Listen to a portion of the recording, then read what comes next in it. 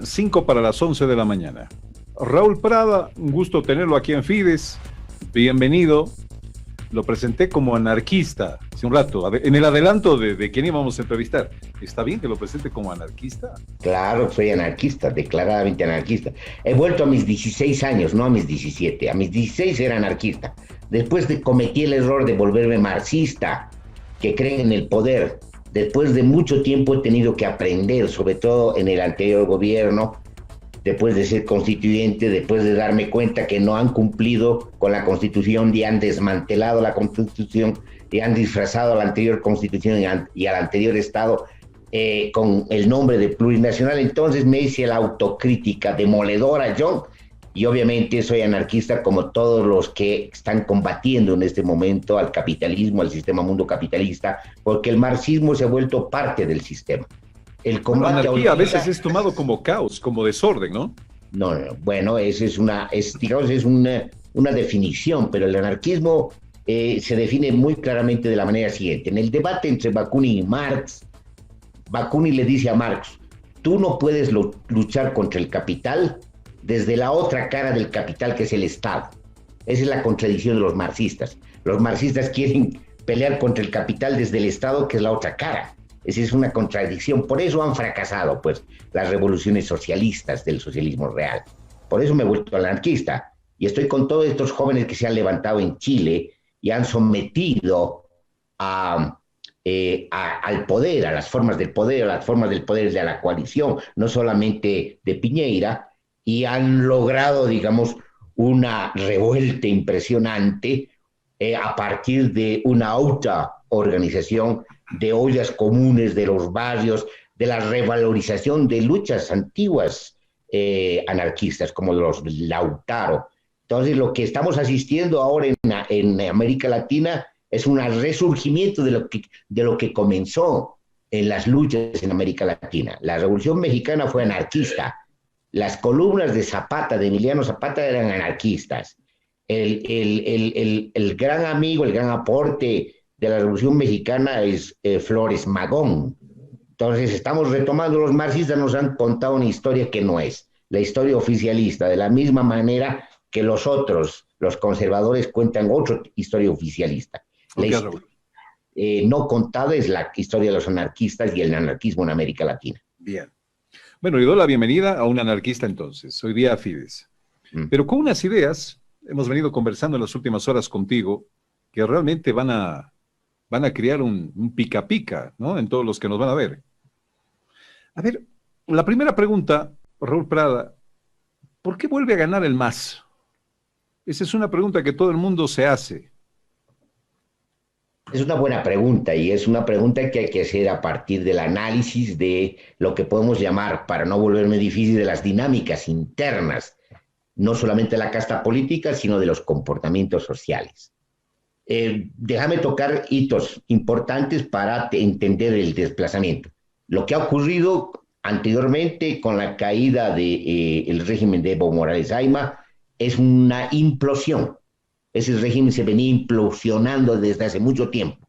No había una columna ni un cimiento que no estuviera podrido, todo estaba podrido. Lo que ha habido es una implosión y una movilización social de magnitud. Una movilización social donde intervienen los bomberos, primero los voluntarios bomberos que van a apagar los incendios en la Chiquitanía, en la Amazonía. Ellos dan la información, la alarma, la alerta del compromiso de un gobierno pirómano, que era el gobierno de Evo Morales Ayma, que estaba incendiando la Chiquitanía y la Amazonía para ampliar la frontera agrícola, para la burguesía agroindustrial y para los ganaderos. Entonces, son los primeros que, digamos, encienden la chispa en la pradera. Después, bueno, vienen lo que van a denominar de manera muy general las pititas, pero en realidad son, digamos, distintos grupos urbanos.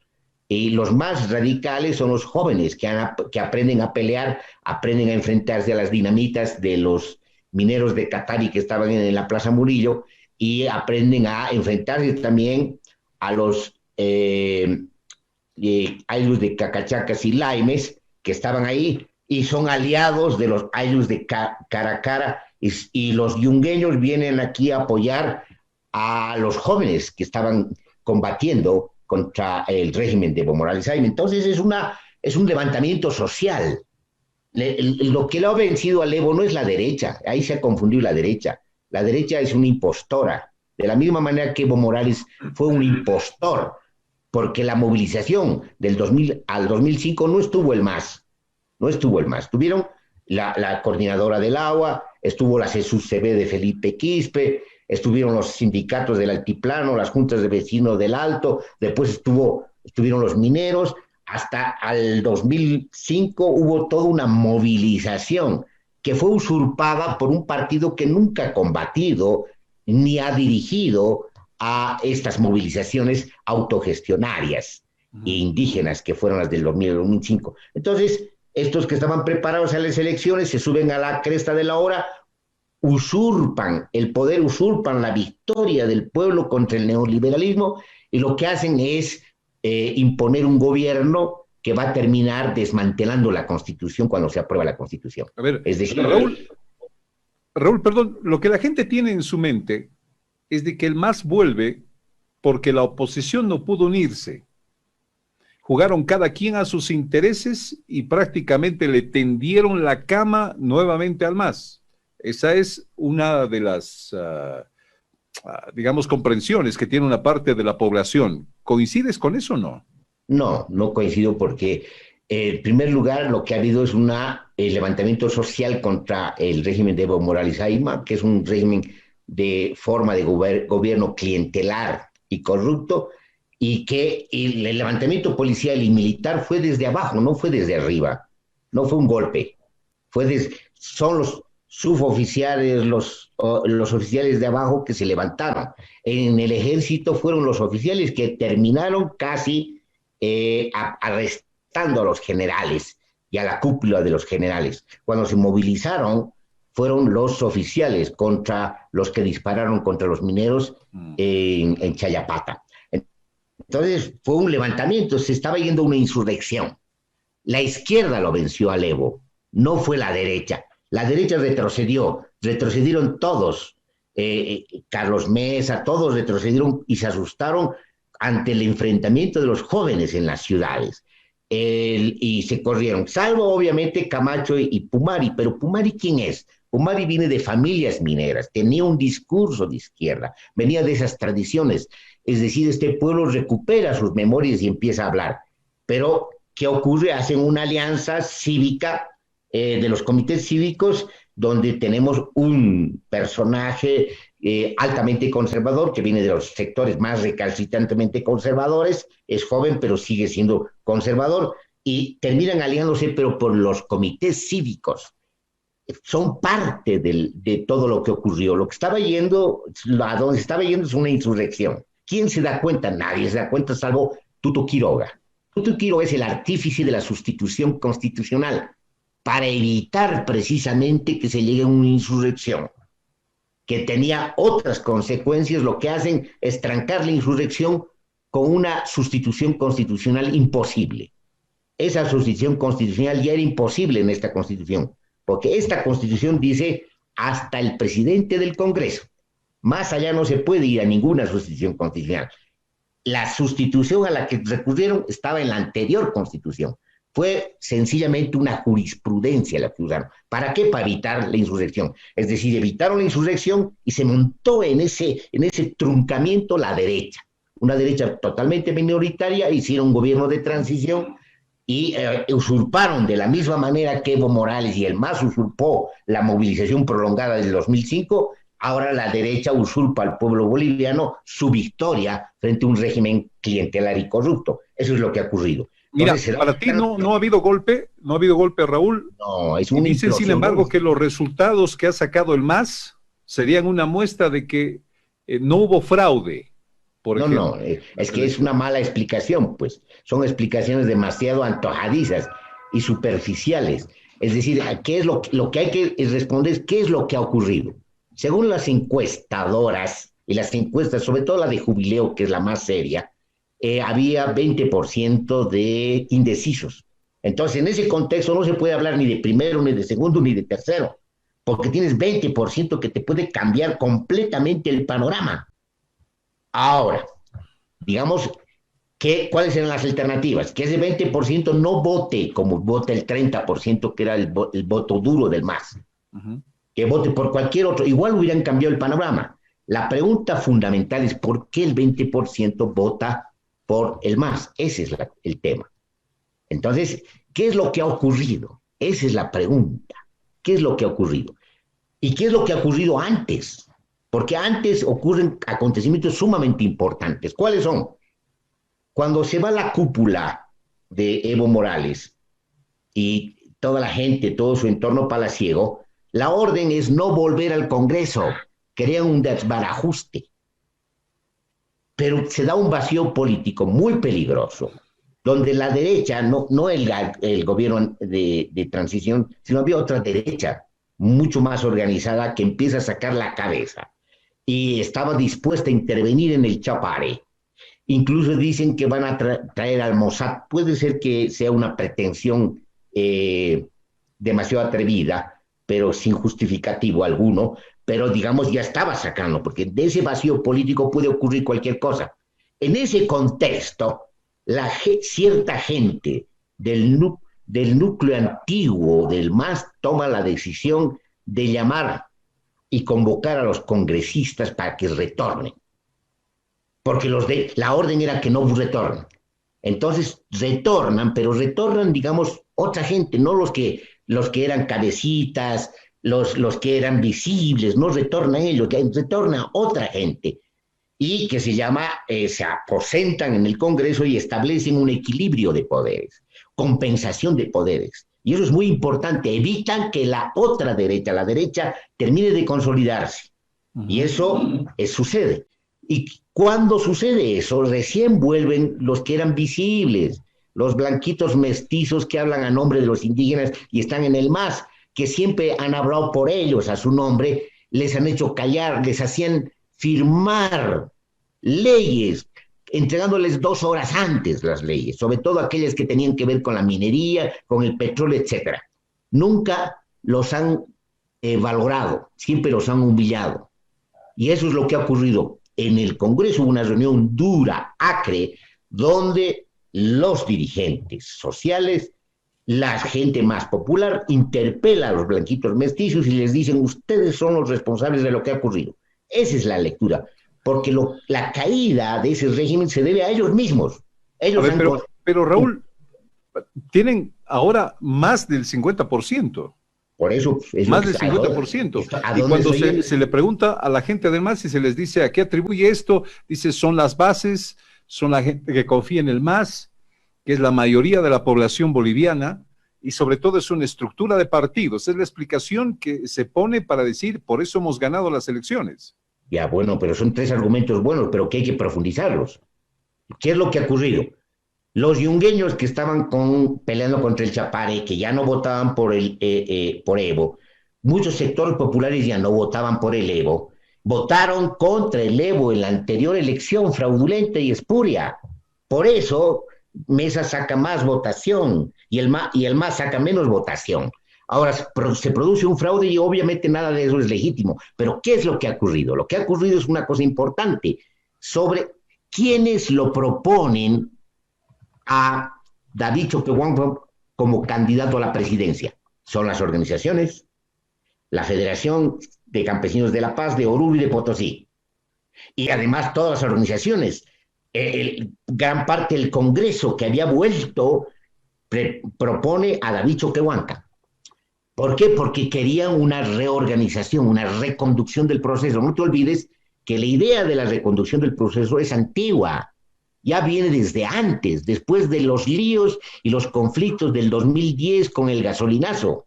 La resistencia, la lucha contra el régimen de Evo Morales Ayman no son los 21 días. Es una confusión también que han posesionado los medios de comunicación y los analistas políticos. Lo que ha ocurrido es que es una resistencia larga. Comienza con el gasolinazo, después con el TIGNES, la octava marcha indígena contra el régimen, un gobierno antiindígena porque ocupa los territorios y los entrega a las transnacionales y pretende una ampliación de la frontera agrícola de la coca excedentaria es cuando, digamos, continúa la resistencia. Después la resistencia continúa con el conflicto de la ley inquisidora, el conflicto del Código Penal. Cuando se da lugar a ese conflicto, las 3 veces es derrotado el gobierno de Evo Morales Ayma, con el gasolinazo, con la octava marcha y con el conflicto de la ley inquisidora. Después pierden 2 veces con las elecciones de magistrados. Gana el nulo, pero a pesar de que gana el nulo, que anulaba fácticamente las elecciones, terminan imponiendo, con argumentos totalmente estrambóticos, porque tenían la mayoría del Congreso, magistrados chutos, porque el órgano judicial es chuto, no es constitucional, porque perdieron las elecciones y estaban anuladas las elecciones de los magistrados y no podían imponerlas. Entonces, fíjate, todo eso viene y después viene el referéndum. Y en el referéndum vuelve a perder. Pierde el referéndum y obviamente no respetan los resultados del referéndum. Y hacen una maniobra de lo más estrambótica y grotesca, hablando de derechos humanos, una especie de insulto a la inteligencia y a la lógica, ¿no? Que no pueden existir derechos humanos de un singular presidente para reelegirse indefinidamente. Esos no son derechos humanos. Los derechos humanos son universales, no son singulares. Entonces, esa es la historia grotesca de un régimen impostor. Porque ese fue impostor. Revolucionarios de pacotilla que nunca transformaron el Estado, restauraron el Estado-nación contra la propia Constitución. A ver, aquí, Raúl, este nuevo gobierno que vamos a tener del MAS, ¿qué tan legítimo y qué tan legal es? Bueno, ahora su legalidad y legitimidad viene por la victoria electoral. Pero ¿qué es lo que ha ocurrido? Tú has hecho una pregunta. Lo que ha ocurrido es que se han reorganizado en base a la figura de David Choquehuanca. ¿Por qué? Porque David Choquehuanca representa a esos sectores, a los sectores indígenas, a los sectores de la organización, confían en el David Choquehuanca porque creen que el David Choquehuanca puede permitir una reconducción del proceso. Raúl, perdón, el hombre hoy, en este nuevo gobierno del MAS, no es Evo ni es Arce, es Choquehuanca. Es David Choquehuanca. Es David Choquehuanca que viene, y la construcción viene desde atrás, desde intentos muy importantes del Pacto de la Unidad por reconducir el proceso. Cuando el Pacto de la Unidad hace la ley de la madre tierra, una ley que no han aprobado los del gobierno, porque lo que han aprobado es cualquier cosa, es una ley que convierte a la madre tierra en una cenicienta del desarrollo capitalista. Eso es lo que han hecho estos cachafaces. Entonces, cuando las organizaciones hacen una ley que es muy conocida mundialmente porque se la va a difundir, esa ley lo que pretende es hacer una ley superior a la Constitución, y es la ley de la madre tierra para reconducir el proceso. Y es cuando le dicen las organizaciones a David Choquehuanca: si renuncias, comenzamos la guerra. Desde antes empezó varios intentos de reconducción del proceso, porque el gobierno de Evo Morales Ayma estaba desmantelando la Constitución que había escrito este pueblo y la había aprobado por más del 64%. No hay un Estado plurinacional, hay un Estado-nación, el mismo Estado-nación colonial de antes. No hay. Un Estado plurinacional requiere transformaciones estructurales e institucionales. Se presentó una ley, la Ley de Gestión Pública Plurinacional Comunitaria e Intercultural, nunca la aprobaron, a pesar de que esa ley también se volvió famosa internacionalmente y se creía que evidentemente estábamos marchando a una transformación. Esa ley lo que propone es pluralismo, no solamente jurídico, cultural y lingüístico, sino administrativo, de gestión institucional, pluralismo institucional. Es decir, se proponen construir las bases materiales de la transformación del Estado. Y eso implicaba precisamente construir materialmente el Estado plurinacional. Nunca quisieron. Nunca discutieron. ¿Cómo debemos pensar ahora en el gobierno que viene? Es decir, con la figura esta del líder David Choquehuanca, es así como debemos comenzar a pensar. ¿Y cómo va a ser el gobierno del MAS, por como lo estás viendo? Bueno, depende de la correlación de fuerzas interna, porque la composición es la siguiente. Cuando las organizaciones van a Buenos Aires, lo proponen a David Choquehuanca, pero el el caudillo déspota que nunca hace caso a las organizaciones y siempre ha impuesto su voluntad, impone a Arce, Catacora. Y en las negociaciones se termina aceptando que sea candidato a la vicepresidencia Choquehuanca. Esa lista que circula, Raúl, te la confieso, está también en el marco de la libertad de expresión. No somos monedita de oro para caerles a todos, definitivamente. No, ahí pero aprovecho lo que se la oportunidad. es que hay que cuidar la libertad de expresión como el más grande tesoro que tenemos todos. Exacto. Y aprovecho la oportunidad, yo creo que los medios de comunicación no han cumplido un papel importante en todo este tiempo de la crisis. Han sido excesivamente sensacionalistas, han formado bloques, han entrado a la diatriba, es decir, se han metido a la desinformación, cuando había que hacer un análisis profundo, porque estamos asistiendo a una crisis ecológica que está amenazando la sobrevivencia de la humanidad. Estamos asistiendo a una crisis terrible de los estados-nación, no solamente en Bolivia, y estamos asistiendo a las formas de la decadencia política, no solamente en Bolivia. Entonces era un momento donde necesitábamos hacer un análisis, y los periodistas y los medios de comunicación hacer investigación. Pero, digamos, la mayoría se ha metido en una especie de costumbre. Pero ya te iba a decir, Raúl, estás generalizando. No generalizo, hay excepciones que confirman la regla. Gracias, Raúl, gracias por tu sapiencia y tu crítica siempre constructiva. Eso es lo bueno, gracias.